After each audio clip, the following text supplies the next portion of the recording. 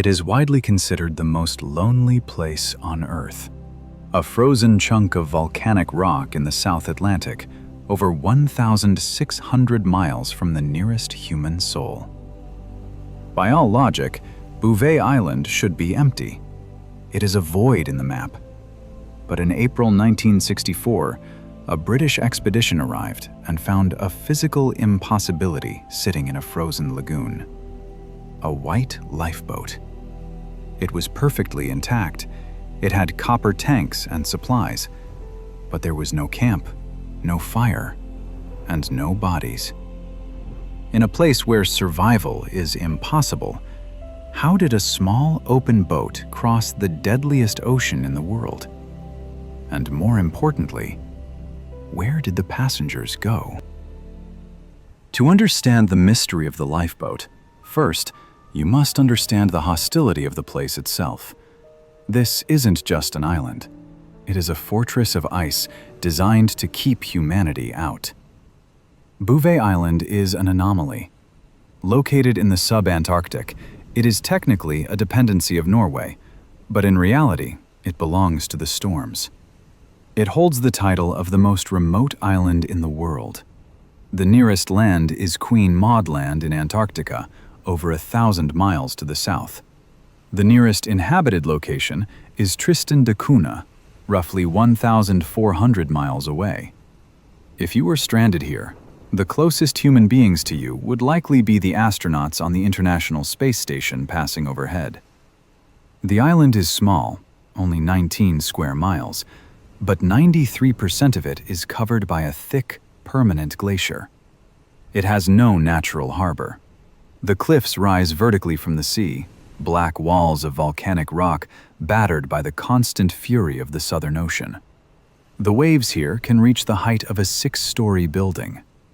Historically, explorers who tried to approach it often failed. Captain James Cook tried in 1772 and missed it entirely. When people did manage to land, they didn't stay long. It is a place of screaming winds and perpetual gray. But in 1964, the British Royal Navy ship HMS Protector was in the area. Their mission wasn't a mystery hunt, it was geological. They were looking for a place where a weather station could potentially be built. Because the cliffs were unclimbable, they used a helicopter, a Westland Whirlwind, to fly over the island and scan the terrain. They headed toward a flat shelf of lava known as Niroisa. It was the only relatively flat ground on the entire island. As the pilot lowered the helicopter through the freezing mist, the crew looked down at the black rocks and ice. They expected to see seals, maybe some penguins.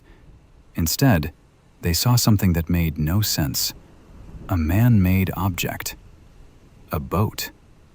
Lieutenant Commander Alan Crawford was leading the expedition. He landed the helicopter near the object to investigate. It was a whaler's lifeboat, about 20 feet long. It wasn't a wreck. It was lying in a small, frozen lagoon within the Niroisa lava field, slightly inland from the beach. The position of the boat was the first puzzle. It was some distance from the shore. This meant it hadn't just washed up passively with the tide. It had likely been dragged or maneuvered there. Crawford and his team approached the vessel cautiously. In such a remote place, a lifeboat usually means a shipwreck, which implies survivors in desperate need of help. They looked inside. The boat was in remarkably good condition. It was seaworthy. Lying on the deck were a pair of oars. Inside, they found copper buoyancy tanks, which were standard for lifeboats of that era to keep them afloat in rough seas. They also found a wood 44-gallon drum. But then, the mystery deepened. If the crew had landed this boat, where were they? The British team fanned out, searching the immediate area for a campsite, a shelter, or a distress signal. On an island made of black rock and white ice, a tent or a human figure would stand out instantly against the stark landscape. They found nothing. No tent, no piled stones for a windbreak, no scorched rocks from a signal fire. The only other trace of humanity they found was a pile of equipment on the rocks nearby, but it was just as confusing as the boat. They didn't find food or heavy survival gear. They didn't find a logbook or a note. The boat was there. The means of escape, the oars, were there. But the humans had simply evaporated. It was as if they had stepped out of the boat and vanished into the thin, freezing air. The discovery on Bouvet Island presents a locked room mystery on a global scale. Let's look at the variables that make this so disturbing. First, the distance. A standard 20-foot lifeboat is not designed for open ocean voyages in the southern Atlantic. The waves in this region are notorious for sinking massive steel freighters. For a small, open-top wooden boat to drift thousands of miles from Africa or South America and land intact on this specific rock is statistically near impossible. Second, the lack of a distress call. Maritime records from 1960 to 1964 show no reports of any large vessel disappearing within 1,000 miles of Bouvet. So, could it have come from a mothership? This is plausible. Whaling fleets from the Soviet Union and Norway frequented these waters. But if a whaler sent a small boat to the island, they would never leave it behind without a reason. A lifeboat is valuable equipment, and they certainly wouldn't leave their crew behind. Lieutenant Crawford examined the boat briefly, but the weather was turning. In the Antarctic, the window for safe flight is measured in minutes. The team took photographs, noted the anomaly, and was forced to lift off. They left the boat exactly where they found it, assuming that perhaps someone would return to explain it.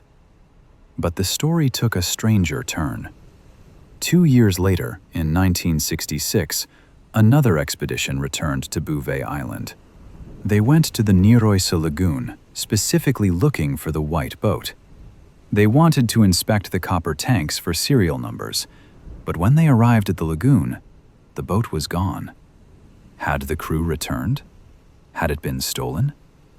The most likely answer is that the brutal storms of Bouvet had reclaimed it, dragging it back into the depths.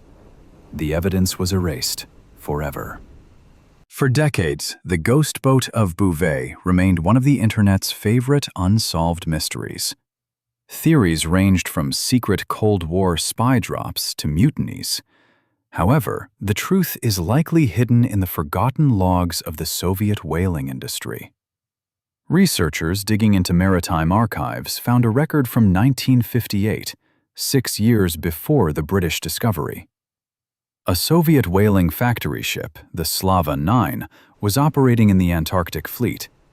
According to the log, a group of sailors had taken a small whaleboat to do a reconnaissance of Bouvet Island. But, as is typical for the region, the weather turned violent in seconds. A blizzard struck, and the sea became too rough for the small boat to return to the mothership. The sailors were trapped on the island. The Slava 9 could not get close enough to the cliffs to pick them up without risking the main ship. The situation was critical. The sailors were stranded on the Niroysa lava shelf with limited supplies, facing a freezing death. Eventually, the Soviets made a decision. They sent a helicopter. In 1958, helicopter rescues were dangerous and rare in these conditions. The pilot managed to land on the lava shelf and evacuate the men. But the helicopter was light. It couldn't carry the weight of the men and the heavy wooden boat, so they made a choice. They saved the men and abandoned the boat. The sailors left the oars inside. They left the heavy barrel. They flew away, leaving their vessel sitting in the lagoon. This explains everything found by the British in 1964. It explains why the boat was intact. It was parked, not wrecked. It explains why there were no bodies, and it explains why there was no camp. While the Soviet theory provides the logic, it doesn't diminish the haunting aura of the image Crawford captured. There is something deeply primal about the sight of that white boat against the black rock. It represents the fragility of human technology against the indifference of nature. Bouvet Island remains uninhabited. It is a nature reserve now, protected not by rangers, but by its own hostility. The lagoon, where the boat once sat, has changed shape over the years, reshaped by earthquakes and rock slides. If you were to go there today, you would find nothing but penguins and the howling wind. The boat is long gone, likely smashed to splinters against the ocean floor. But the story serves as a reminder. In our modern world of satellites and constant connectivity, there are still corners of the map that are dark. Places where humanity is just a temporary visitor.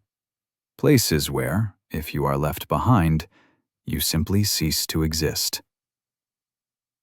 The lifeboat at the end of the world wasn't just a piece of wood.